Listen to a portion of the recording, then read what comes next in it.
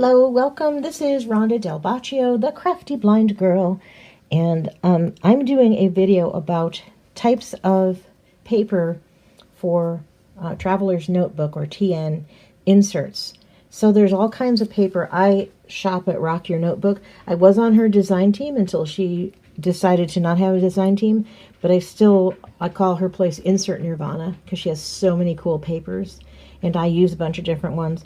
And so, Jamie, I think it was Jamie, this is for you primarily, because Jamie asked in the group, gosh, I'm just getting started. What's with all this paper? What do I do?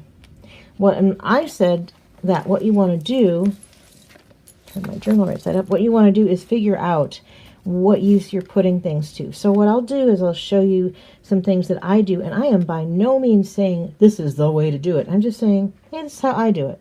You do you. But I'll show you some ideas.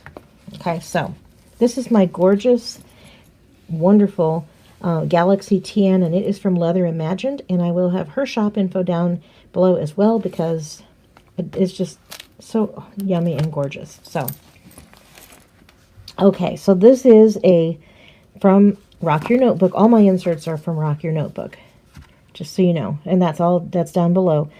I did the artwork on this myself. It was just a solid black cover, and I haven't painted or done anything there yet. This was done with metallic marker, if you're curious. They were Crafter's Companion metallic dual tip markers and stencils, and I think it came out pretty cool. But anyway, because I know somebody's going to ask if I don't say. So this paper is multimedia paper. What in the heck does that mean? That means if you're a person who paints, I always thought people painted on canvas. I really never thought of painting in notebooks until I started meeting Beth and some of these other people. And I'm like, well, why the heck not? You got the right paper for it. So this is a thick paper. I don't know the pound weight, but it's heavy. I'm going to, 70 pounds maybe. It's a very heavy paper. In other words, heavy paper means it will withstand a lot. Okay, so this is really good. Beth would have to correct me if I'm wrong. I think this one was fountain pen friendly. I don't use fountain pens, so I really don't know that part. But I know it'll hold up to paints and different things. I haven't put anything in this notebook yet other than the decoration. Okay, so if you do like to do artwork and you want to use things like gesso and paint and gouache and whatever, you might like that.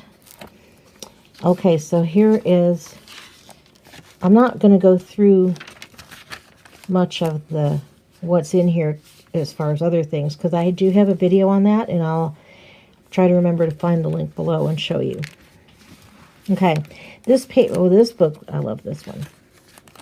A lot of times I just get ones that I can paint myself, but I really loved this one, The Courage. Okay, so this is lined. Now, I use this particular notebook as a journal. I use it that way. You use it however you want, but for me, I don't normally care for lines on paper unless I'm actually trying to write. So if I want to track things or put in notes or whatever, that's what I use that one for. That is called lined paper. I'm saying in terms of the description, yes, I know you can see that there's lines there, but okay, so this is was her Sakura or Cherry Blossom. She probably called it Cherry Blossom. I put the butterfly on. That's the die cut that I pasted down, and I did lettering inside. And the paper on this one is Tomoe River paper, which, no, I had never heard of before. And I was like, what? So I watched one of Beth's videos. Okay, so this is very thin. There will be, if you're writing on it and stuff, there will be what Beth will call ghosting, which means you can sometimes see stuff through. And you'll see some of that kind of thing happen here. But I got it to mostly be pretty harmonious, and where there was a lot, I just covered it with this little doily that someone gave me and put lettering on it.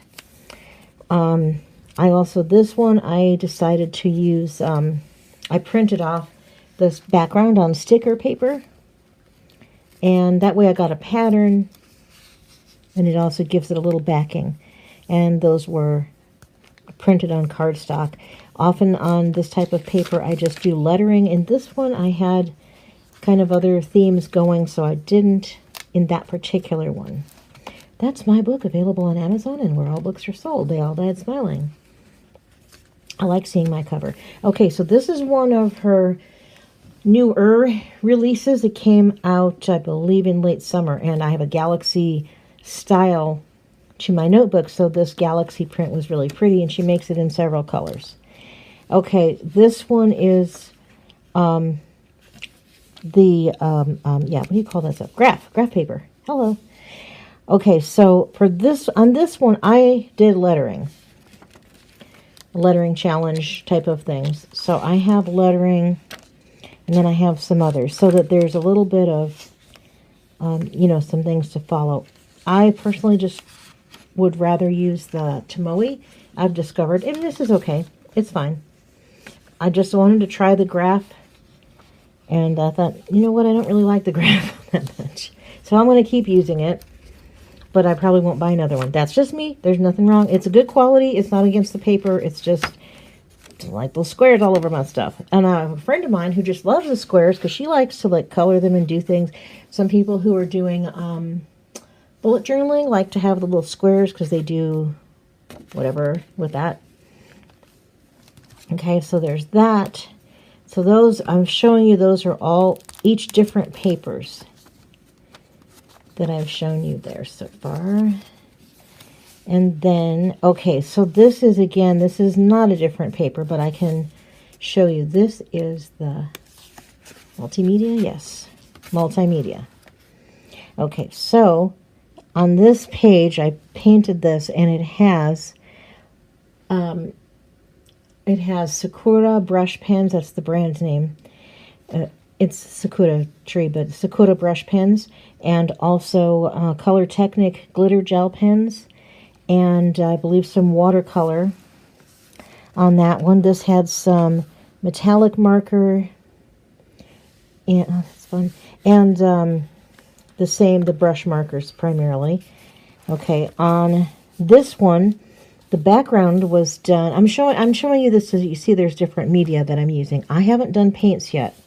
The watercolor were done with a little bit of a brush pen, and it was not much water in it, because this is not really a watercolor paper. But okay, so this was done to have a background that it was inspired by the Aurora Borealis. So I did that background, and then I thought these were some cards from Calico Collage. I think those ones might have been on a free printable from her. Yeah, the fairies and stuff.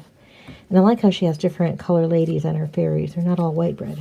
But anyway, so there was that. This was I will probably do something around the edges that I just haven't yet. But this was an old card. These both were old cards that I found, and I thought they were so cool. I thought, well, see, when you put them in a notebook like this, you can actually look at them. They've been sitting in my drawer. I probably had them for 20 years, never used them, because I forgot I had them, because they're sitting in a drawer.